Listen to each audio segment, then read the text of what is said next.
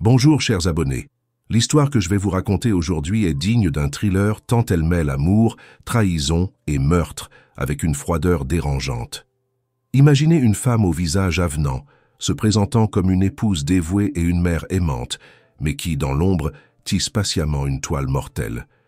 Dans ce récit captivant, plongeons au cœur d'une histoire vraie de true crime glaçante où la réalité dépasse la fiction. Préparez-vous à un voyage au cœur de la noirceur humaine, entre faux semblants, poison mortel, cupidité insatiable et justice implacable. Angelina est née le 31 mai 1968, dans le quartier ouvrier de Rockaway Beach, à Queens, New York. Son père, originaire de Porto Rico, était chauffeur routier de profession et, à ses heures perdues, travaillait comme chauffeur de taxi. Sa mère, Anita, était infirmière.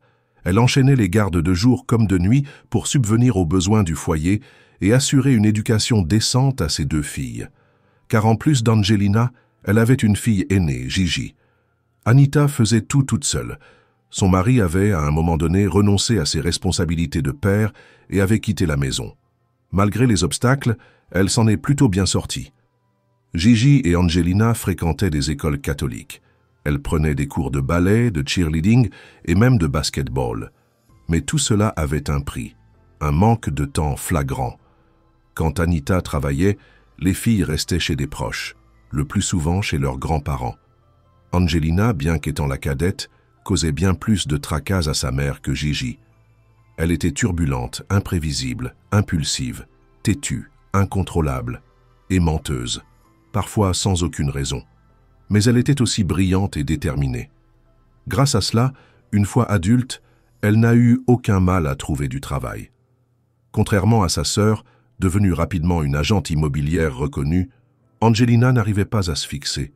Elle sautait d'un métier à l'autre. À 20 ans, elle a rejoint l'armée de l'air, puis s'est engagée dans la garde nationale. Ensuite, elle a dirigé un snack, vendu des assurances-vie, repris des études et obtenu une licence en cosmétologie. Ce qui la distinguait, c'était sa grande sensibilité et un certain charisme. Beaucoup la décrivaient comme douce, presque fragile. Ses proches racontaient qu'elle pleurait à chaudes larmes lorsque son chien tombait malade. À l'église, où elle allait souvent, elle priait avec une telle ferveur que les larmes lui coulaient souvent sur les joues. Angelina aimait rêver, s'évader.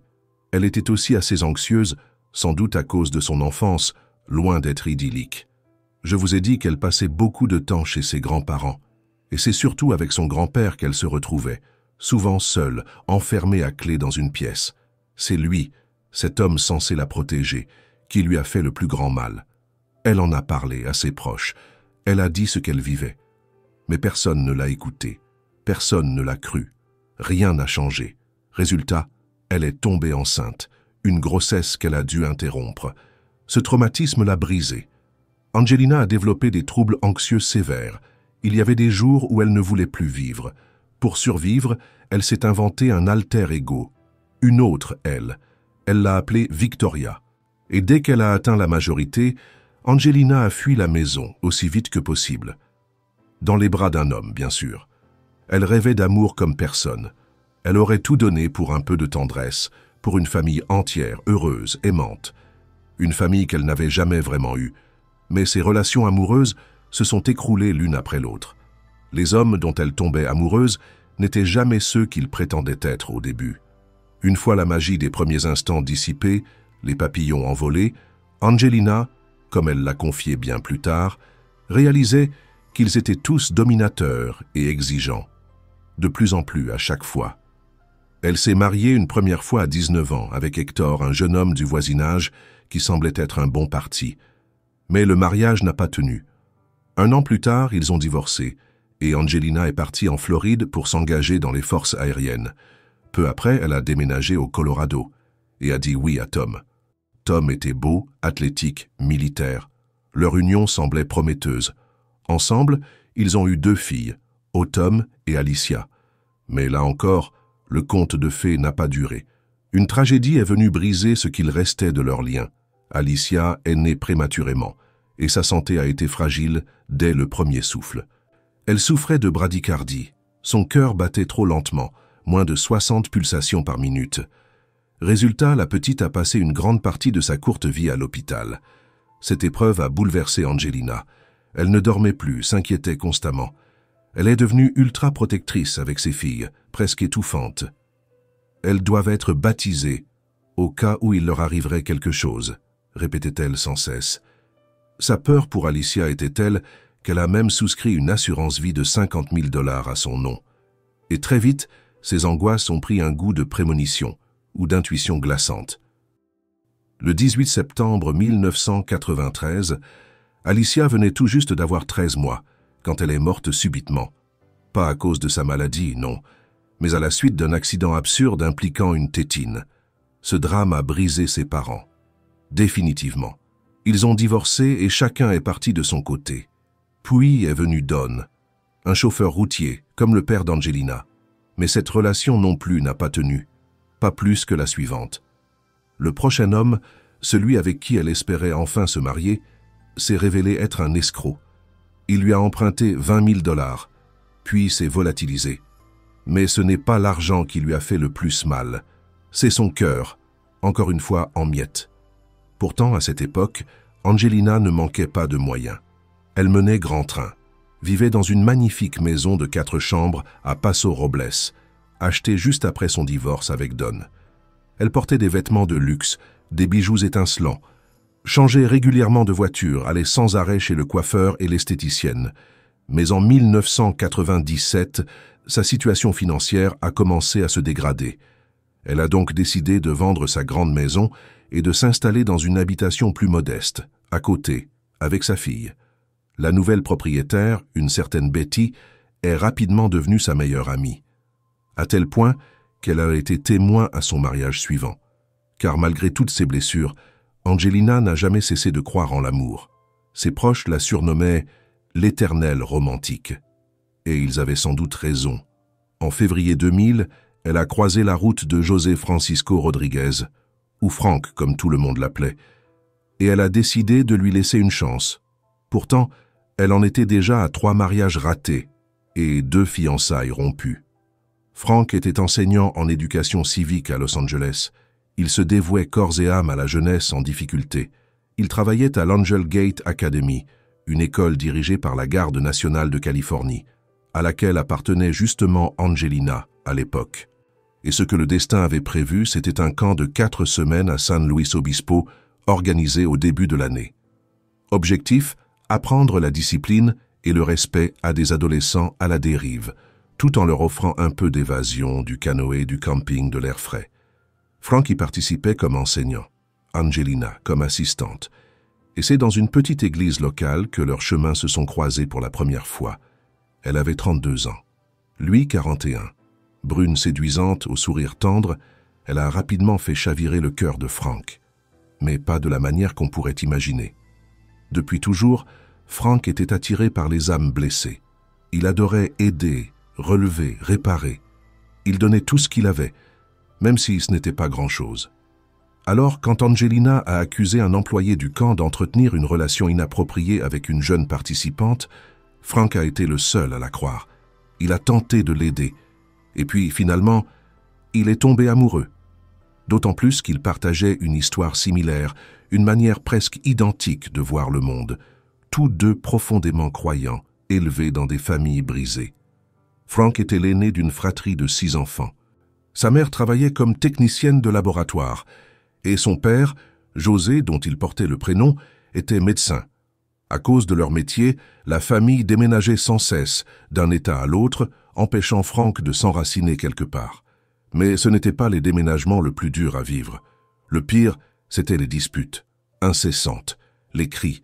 Son père était un homme compliqué, jaloux, colérique, instable, et accro à diverses substances. Sa mère n'a pas tenu. Un jour, elle a craqué. Il est parti, les a abandonnés. Et Frank, du haut de ses épaules d'adolescent, a dû poser ses rêves, le foot, le baseball, pour endosser le rôle d'adulte. Il s'est occupé de ses frères et sœurs, a aidé sa mère financièrement comme il pouvait. Et après le lycée, il a rejoint la marine. Il est devenu enseignant, a entamé des études de droit. Il avait aussi connu un divorce difficile. Après 14 ans de mariage, sa femme l'avait quitté, emportant avec elle tout ce qu'ils avaient construit ensemble. Ruiné, brisé, Frank avait trouvé refuge dans la foi. Il est devenu pentecôtiste. Il a laissé derrière lui ses addictions et a décidé de consacrer sa vie aux autres. Il s'était même fiancé à une autre femme, mais elle l'a quitté pour un autre. Comme Angelina, Frank rêvait d'amour, du vrai, sincère, rassurant, celui qu'on cherche toute une vie. 2 mois après leur rencontre, le 8 avril 2000, ils se sont mariés. Frank avait décroché un poste d'enseignant à Los Angeles, alors ils ont déménagé à Montebello, dans une jolie maison avec jardin. Et pour la première fois, il semblait qu'Angelina avait enfin trouvé ce qu'elle cherchait désespérément depuis toujours, sa moitié. Frank avait vécu des blessures similaires. Il était doux, croyant, stable, entièrement dévoué à sa nouvelle famille. Il aimait Angelina, mais aussi Autumn, la fille d'Angelina âgée de 9 ans. Le jour du mariage, il lui a promis d'être le meilleur beau-père du monde. Et il a tenu parole. La fillette l'adorait. Il n'y avait peut-être pas de passion brûlante entre Frank et Angelina, mais il représentait un roc, une sécurité, une présence rassurante. Il était sur le papier tout ce dont elle avait toujours rêvé. Ils étaient heureux, en apparence. Mais ce bonheur n'a duré qu'un temps. Comme les hommes précédents, Frank a commencé à changer. Il est devenu froid, possessif, contrôlant. Et bien qu'il ne gagnait pas beaucoup comme enseignant dans une école de quartier, il refusait qu'Angelina travaille. Il la voulait à la maison, pour lui, rien que pour lui. Une prison dorée, et pour elle, c'était insupportable. Angelina tenait trop à sa liberté pour accepter de vivre enfermée. Les disputes se sont multipliées, jusqu'au jour où elle a décidé de chercher le bonheur ailleurs. En août, elle a repris contact avec un vieil ami, Loran, le neveu de sa meilleure amie. Il était tout le contraire de Frank, plus jeune, rebelle, sûr de lui. Là où Frank était discret, docile, presque trop gentil. Loran dégageait une énergie brute, virile, brute de décoffrage. Il avait un passé trouble, des démêlés avec la justice. Il venait à peine de sortir de prison, en juillet, mais ça ne l'a pas refroidi. Au contraire, peut-être même que ça l'a attiré. Angelina est tombée follement amoureuse, à tel point qu'elle voulait tout quitter, tourner la page, recommencer une nouvelle vie avec Loran. Le problème, c'est qu'on ne quitte pas tout comme ça, du jour au lendemain. Angelina n'avait pas d'argent, aucun revenu, et Loran n'était pas vraiment ce qu'on pourrait appeler un soutien financier. Il n'avait pas un sou. Elle avait bien réussi à subtiliser un salaire de Frank et l'avait planqué dans un endroit discret. Mais ce n'était pas suffisant pour tout recommencer. Et elle le savait. Si elle en prenait plus, Frank finirait par s'en rendre compte. Angelina n'avait donc pas d'autre choix que de se contenter, pour l'instant, de petites escapades le week-end à Paso Robles. À Frank, elle racontait qu'elle allait rendre visite à son amie Palmyra. En réalité, elle passait ses week-ends torrides dans les bras de son amant. Et c'est justement lors de l'un de ces week-ends-là qu'un événement étrange est survenu dans leur maison. Pendant qu'Angelina s'amusait ailleurs, Frank faisait une lessive dans le garage. Lorsqu'il a remarqué une fuite de gaz provenant d'une vanne, il a immédiatement prévenu la compagnie de gaz. Un technicien est venu et a réparé la fuite. Mais les vrais ennuis ont commencé quelques jours plus tard. Frank a commencé à tomber malade. Maux de tête, douleurs abdominales, diarrhée, vomissements incessants. Il a trouvé ça louche. Il s'est même demandé si cela ne venait pas de son passé professionnel. Un ancien collègue de l'Angel Gate Academy aurait peut-être une raison de vouloir lui nuire. Mercredi 6 septembre 2000. Frank était au plus mal. Les douleurs, déjà insupportables depuis plusieurs jours, atteignaient leur paroxysme. Le lendemain, il a enfin décidé de se rendre à l'hôpital. « Je ne sais pas ce qui se passe, j'ai tout essayé. Ma mère est infirmière, » disait Angelina, visiblement bouleversée, au médecin. Mais ces derniers ne semblaient pas aussi inquiets qu'elle. Ils ont diagnostiqué une intoxication alimentaire, rien de plus, et prescrit le traitement habituel, repos, hydratation, boissons électrolytiques comme du Gatorade. Frank a suivi les recommandations à la lettre, et Angelina, avec l'aide de sa fille Autumn, l'a soignée avec une grande douceur. Toutes les 4 heures, elle lui apportait soupe, thé et Gatorade. Mais rien n'y faisait. Vendredi 9 septembre 2000, 3h19 du matin, dans la maison que partageaient Angelina et Frank. Cette nuit-là, Angelina a été réveillée par un étrange pressentiment. Elle s'est tournée vers l'endroit du lit où dormait habituellement son mari et a immédiatement compris que quelque chose n'allait pas. Frank n'était pas dans le lit. Il gisait sur le tapis, inerte, sans le moindre signe de vie. Angelina a appelé les secours immédiatement. Mais il était déjà trop tard. L'autopsie n'a pas permis de déterminer la cause exacte de la mort. Les médecins légistes ont tout tenté, mais aucune piste ne tenait. Aucune trace d'attaque cardiaque, aucune blessure. Ils ont bien suspecté un empoisonnement, vu les symptômes. Mais impossible de savoir avec quoi. Tous les tests de toxines courantes se sont révélés négatifs. Résultat, aucun certificat de décès ne pouvait être délivré. Angelina en deuil s'en est retrouvée dévastée, ou selon certains, furieuse. Pourquoi? D'abord parce qu'elle voulait faire incinérer le corps le plus vite possible, et cette incertitude retardait tout. Et ensuite, parce que Frank avait une assurance vie d'un montant de 250 000 $, mais l'assureur refusait de verser la somme sans connaître la cause exacte du décès. Angelina s'est donc mise à harceler les médecins. Elle a multiplié les appels, exigé des analyses plus poussées, insisté auprès de l'assureur et même sollicité la police pour rouvrir le dossier. Selon elle, quelque chose clochait. Et puis soudain, la lumière. Une idée, une hypothèse, un nom. Le 11 septembre, elle a confié à un détective qu'elle était convaincue que son mari était victime de Chad, son ancien patron de l'Angel Gate Academy. Elle a expliqué que Frank et Chad étaient en conflit depuis un certain temps. Quelques mois plus tôt, alors qu'ils travaillaient tous deux dans un camp pour jeunes en difficulté à San Luis Obispo, celui-là même où Frank et Angelina s'étaient rencontrés, ils avaient été témoins de quelque chose de très inquiétant. Chad, le supérieur de Frank, semblait entretenir une relation inappropriée avec une des jeunes filles du camp. Un comportement douteux. Angelina et Frank n'avaient pas hésité. Ils avaient tout signalé immédiatement.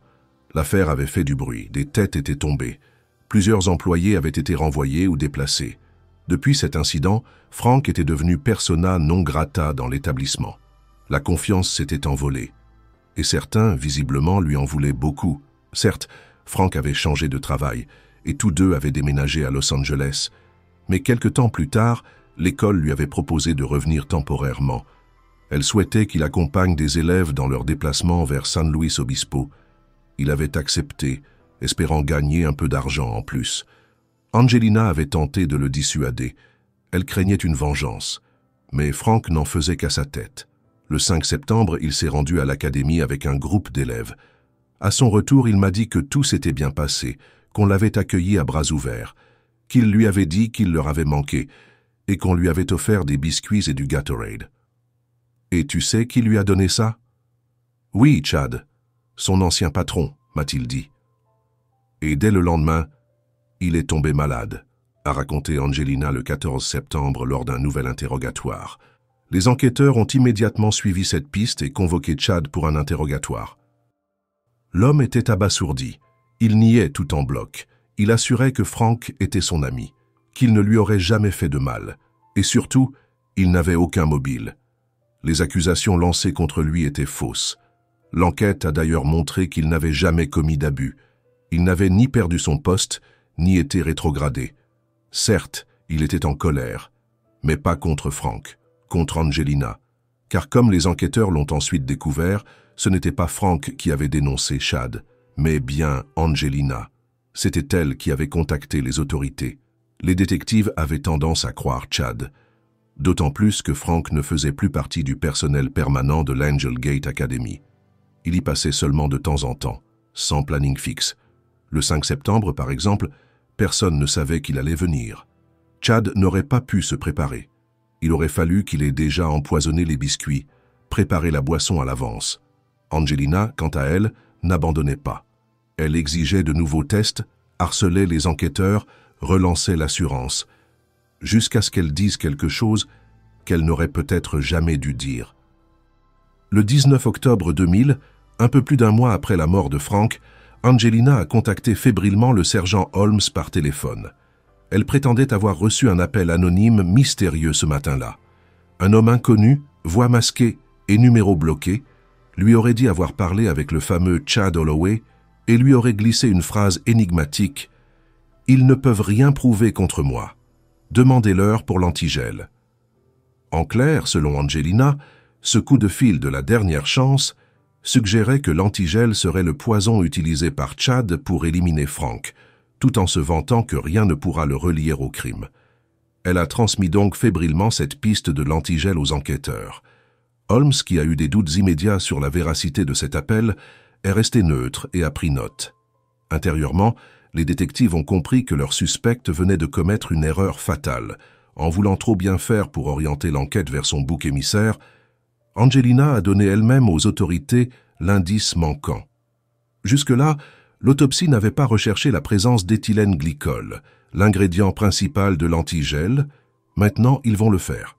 Dès qu'Angelina a raccroché, Holmes a alerté le médecin légiste, chercher de l'antigel dans les échantillons de tissu et de sang de Frank Rodriguez. Les résultats n'ont pas tardé. Les analyses toxicologiques spécifiques ont révélé des taux massifs d'éthylène glycol dans tous les échantillons du corps de Frank. La quantité détectée était largement fatale, 5 à 6 fois la dose létale minimale selon l'expert, le médecin légiste. De plus, des tests spécialisés finiront par confirmer également la présence d'oléandrine dans l'organisme de Frank. Ce croisement de poisons correspondait parfaitement au scénario soupçonné. Frank a d'abord été affaibli par l'oléandre, puis achevé par l'antigel dans les heures précédant sa mort. Le légiste a précisé que le Gatorade était un vecteur idéal, sucré, aromatisé, masquant le goût, et que l'éthylène glycol a dû être administré moins de 24 heures avant le décès, très probablement dans la soirée du 8 septembre. Plus aucun doute n'était permis. Frank Rodriguez a été éliminé, et le modus operandi combinait poison végétal et produits chimiques. Quant au fantasme d'un empoisonneur extérieur, cette hypothèse s'est effondrée. Seule Angelina avait à la fois le mobile, l'opportunité et l'initiative de commettre ce meurtre sophistiqué. Forte de ses preuves scientifiques, la police a bouclé son enquête. Le 7 février 2001, Angelina Rodriguez a été arrêtée et inculpée du meurtre de son mari Frank.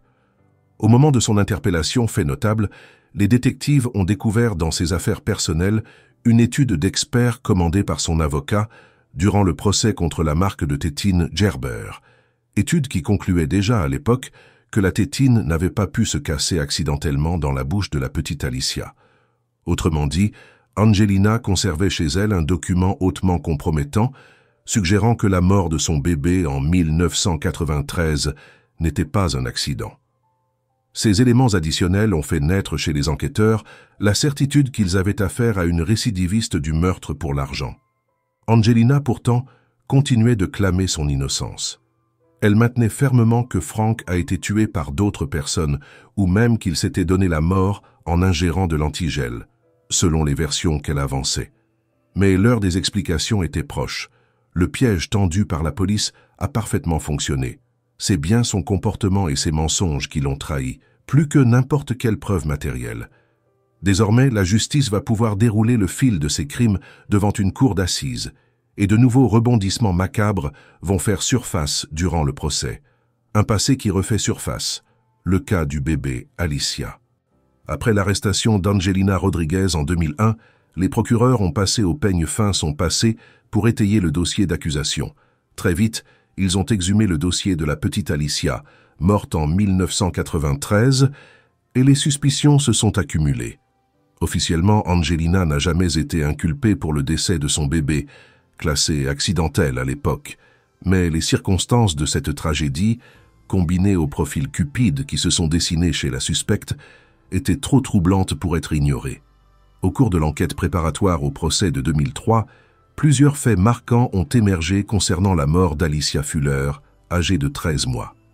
D'abord, on a découvert qu'Angelina connaissait l'existence du rappel de produits effectué par Gerber sur le modèle de sucette incriminé, ce qui suggérait qu'elle était consciente du défaut potentiel de l'objet.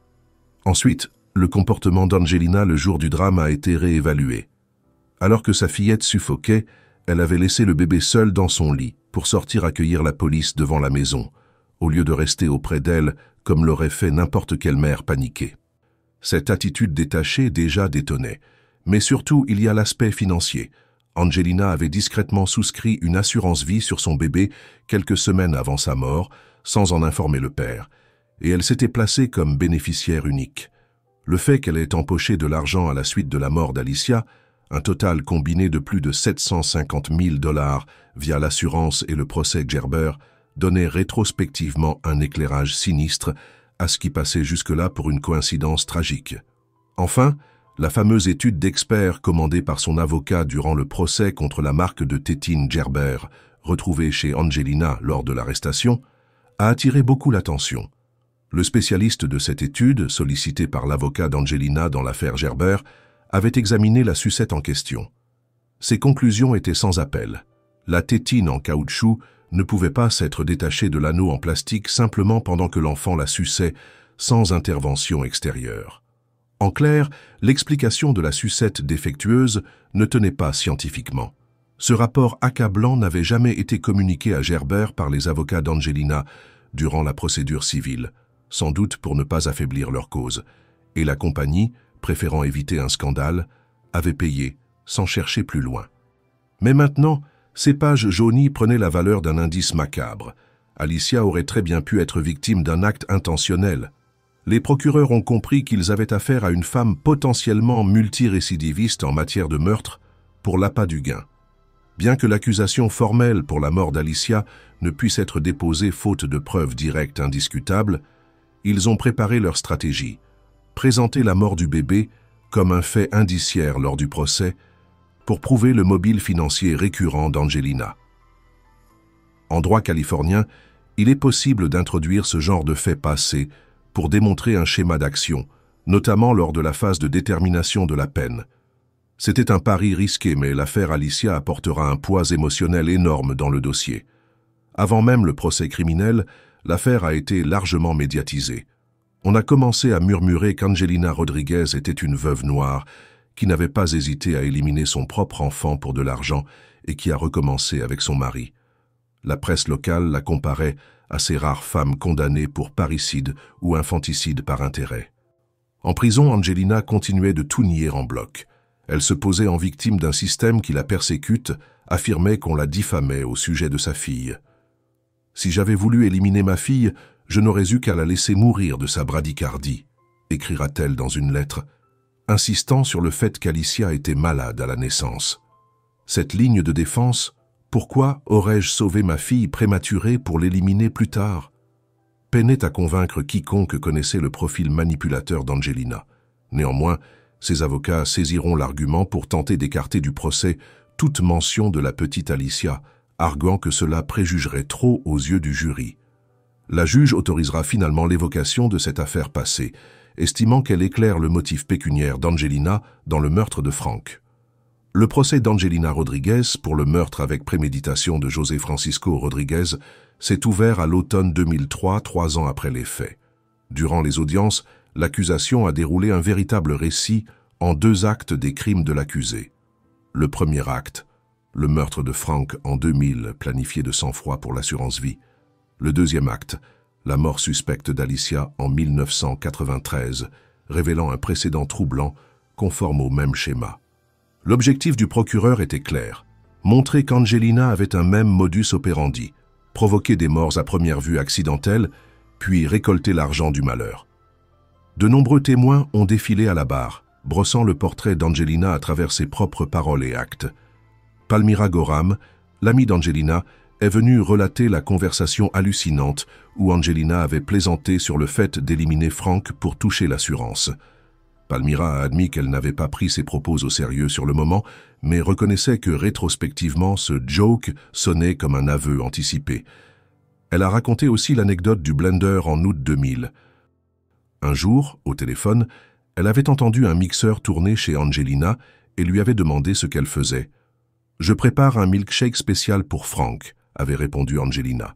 Surprise, Palmira avait demandé si Frank était malade, et Angelina avait répliqué d'une voix étrangement détachée, « Pas encore ». Ce « pas encore », lâché avec désinvolture, a glacé la cour. C'est comme si Angelina avait ouvert un bref instant le rideau sur son plan meurtrier. Loran Moranes, le neveu de Palmira, a témoigné à son tour. Ce neveu de Palmyra, fraîchement sorti de prison en juillet 2000, a décrit comment Angelina avait entamé avec lui une liaison clandestine alors qu'elle était mariée depuis à peine quelques mois. Il a raconté qu'Angelina venait le voir régulièrement et que, peu avant la mort de Frank, elle lui a avoué avoir saboté la conduite de gaz chez elle pour faire passer la mort de son mari pour un accident. S'il n'avait rien dit aux autorités immédiatement, c'est qu'il ne voulait pas s'en mêler, ce qui montrait aussi l'habileté d'Angelina à choisir ses confidences. Loran était un ex-tôlard, peu enclin à aller bavarder avec la police. Son silence a duré jusqu'à l'arrestation d'Angelina, après quoi il a réalisé la gravité et a témoigné. Son récit a confirmé la tentative d'assassinat par le gaz et a révélé aussi la duplicité d'Angelina, mariée mais infidèle, cherchant peut-être en Loran un complice ou un futur pigeon. Mais le coup de grâce de l'accusation est venu avec l'évocation de la petite Alicia. Tom Fuller, l'ex-mari d'Angelina et père d'Alicia, a témoigné à son tour. Contrairement au portrait qu'Angelina dressait de lui, Tom s'est montré digne et a apporté des éléments cruciaux. Il a confirmé qu'il n'était pas au courant de l'assurance vie de 50 000 $ sur leur bébé et qu'apprendre cela a été un choc. Il a raconté comment Angelina était étrangement proactive dans la collecte de preuves après la mort d'Alicia. Par exemple, elle avait conservé et vérifié la sucette défaillante, connaissait le rappel Gerber. Il a mentionné aussi qu'Angelina semblait presque plus préoccupée par l'aspect juridique et pécunier post-drame que par la perte de leur enfant. Les enquêteurs ont présenté au jury les enregistrements audio des conversations avec Angelina. On y a entendu la voix calme de l'accusé multiplier les détails pour incriminer le faux coupable Chad Holloway, demander au détective d'accélérer le travail du coroner pour qu'elle puisse être payée. Et finalement, dans l'extrait le plus accablant, ce fameux appel du 19 octobre où Angelina avait rapporté le coup de fil anonyme sur l'antigel. On percevait presque la jubilation contenue dans sa voix lorsqu'elle pensait orienter définitivement les soupçons vers Chad Holloway sans se douter qu'elle signait sa propre perte. Les jurés ont découvert ainsi comment Angelina avait elle-même guidé la police vers les preuves de son crime, croyant les manipuler. La défense d'Angelina Rodriguez a tout tenté. Face à un dossier accablant, ses avocats ont plaidé l'innocence. Pas de preuves directes, pas d'empreintes, pas d'achat d'antigel retrouvé sur ses relevés. Ils ont évoqué un complot, une possible tierce personne, et surtout une absence de lien matériel incontestable entre Angelina et le poison. Mais le château d'arguments s'est effondré peu à peu, sous le poids des témoignages, des incohérences, des mensonges méthodiquement exposés par l'accusation. Alors la défense a changé de stratégie, elle a joué la carte de l'émotion. On a évoqué une enfance brisée par l'inceste, des traumatismes profonds, des troubles psychiatriques, un besoin pathologique d'être aimé. On a brossé le portrait d'une femme blessée, brillante mais instable, en quête d'amour et de reconnaissance, pas d'une meurtrière froide, mais cette tentative d'humanisation a échoué, car en face il y a les victimes. Frank Rodriguez, mort à petit feu, rongé de l'intérieur par l'éthylène glycol. L'autopsie révélera que le poison suintait de ses tissus, jusque par les yeux. Et Alicia, un bébé peut-être étouffé volontairement avec une pièce de plastique, les jurés étaient bouleversés. Aucun traumatisme d'enfance ne peut excuser cela. L'accusation a tranché. Certes, Madame Rodriguez a souffert, mais cela n'excuse pas un meurtre pour de l'argent, encore moins celui de son propre mari. Angelina, elle, est restée muette tout au long du procès. Pas un mot à la barre, juste quelques larmes, que le procureur qualifiera de pleurs sans larmes, en rappelant le témoignage glaçant d'un officier de police. « Ne vous laissez pas berner », a martelé le parquet. « C'est une actrice, pas une victime. » Et ce jour-là, dans la salle d'audience, le rideau a commencé à tomber sur l'un des crimes les plus glaçants de Californie. Angelina Rodriguez a été reconnue coupable en octobre 2003 du meurtre de son mari Frank Rodriguez, tué par empoisonnement dans le but de toucher une assurance vie.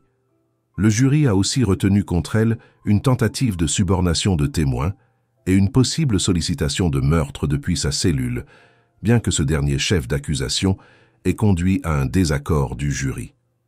Lors de la phase de détermination de la peine, le jury a été marqué par les détails du crime et l'impact sur la fille d'Angelina, Autumn, qui avait, sans le savoir, participé à l'empoisonnement de son beau-père. En janvier 2004, Angelina a été condamnée à la peine de mort, le juge la qualifiant de femme dénuée de pitié. Incarcérée à Chowchilla, elle a entamé une longue série de recours juridiques. En 2014, la Cour suprême de Californie a confirmé la condamnation, rejetant son appel. Toutefois, en 2024, Angelina a obtenu une victoire sur un point de procédure lié à sa défense durant la phase de peine. Le parquet, usé par les années et moins enclin à requérir la peine capitale, a renoncé à demander à nouveau la mort. En novembre 2024, sa condamnation a été commuée en réclusion criminelle à perpétuité sans libération possible. À 56 ans, elle a échappé à l'injection létale, mais passera le reste de sa vie derrière les barreaux. L'affaire Angelina Rodriguez reste, à ce jour, un cas d'école dans l'histoire criminelle américaine. Rarissime figure de femme calculatrice, elle a incarné jusqu'à l'extrême la froideur meurtrière motivée par l'argent. Son histoire choque. Un bébé étouffé, un mari empoisonné avec méthode, une fille manipulée à son insu. Derrière ces crimes, le portrait d'une femme prête à tout, même à instrumentaliser ses proches, pour parvenir à ses fins. Son parcours interroge aussi la justice. Fallait-il vraiment lui offrir l'échappatoire d'une exécution, ou bien la laisser vivre, enfermée, confrontée chaque jour à l'ampleur de ses actes? Pour beaucoup, la prison à vie est une peine plus implacable, plus juste. Angelina Rodriguez fascine autant qu'elle révulse.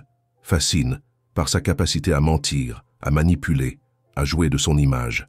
Révulse, car elle a sacrifié les siens sur l'autel de la cupidité. De petites escroqueries, elle est passée au meurtre, et à la fin, elle a tout perdu, l'argent, la liberté, et même l'amour de sa propre fille. Son histoire est un avertissement. Quand le mensonge et l'avidité deviennent une ligne de vie, la chute est inévitable. Aujourd'hui, Angelina purge une peine à perpétuité, seule face à ses mensonges fatals. La justice, elle, a écrit le mot « fin ». Si cette histoire vous a interpellé, partagez vos impressions en commentaire. Aimez la vidéo si vous l'avez trouvée intéressante. Et surtout, activez la cloche pour ne rater aucun contenu. Merci d'avoir regardé.